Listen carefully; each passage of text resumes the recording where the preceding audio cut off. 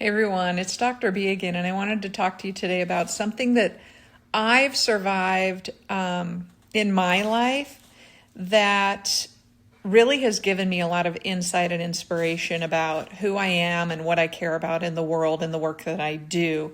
So, in the world of trauma, most people have some version of a trauma story, and every story is critically important to their lives because our earliest experiences define the path that we take as we move forward on our journey. And so that's why it's really important to always look forward when we're talking to children, because we're laying that groundwork and base for them to listen to their own voice going forward. But we also have to look to the past, where we listen to the voices of people who spoke to us and put us on our journey. And sometimes we have to do work to unravel that. All right, so in general, most people struggle with some version of trauma, and it's never a competition. So be really cautious about getting into that one-upman conversation where my trauma is bigger than your trauma. Now, I'm going to share something that I've lived through and survived, and this is not heroic. It just is what it is. You know, if I'd had a choice, I would have said, hell no, I want off this boat. But two things that really defined who I am and what I do. And the first one was when I was 26, I was in a very, very severe car accident. I had two young children, 6 and about 16 months. And it literally took about 3 years to recover. I had to have major back surgery and knee surgery, and I was just a total mess. And it derailed a business that I was just getting ready to open. So that was really hard for me.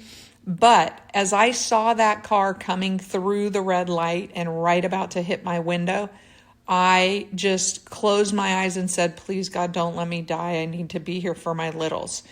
And sure enough, man, that car, no brakes, hit the side of my door broadside and pushed us about 50 feet down the road. And both my children and my husband at the time were in the car. So that was really, really scary, but it gave me a flash of what could be or not be. Like, I could have died in that moment so easily. So every single thing from that point on, I contemplated much more consciously, like, this is important to think about. The other thing that I faced was cancer, a cancer diagnosis in my early 30s, mid 30s. And that again was another really big life changing and facing event that nobody wants to go through. But I had 2 surgeries and radiation therapy multiple times, to the point I've had my lifetime dose of radiation.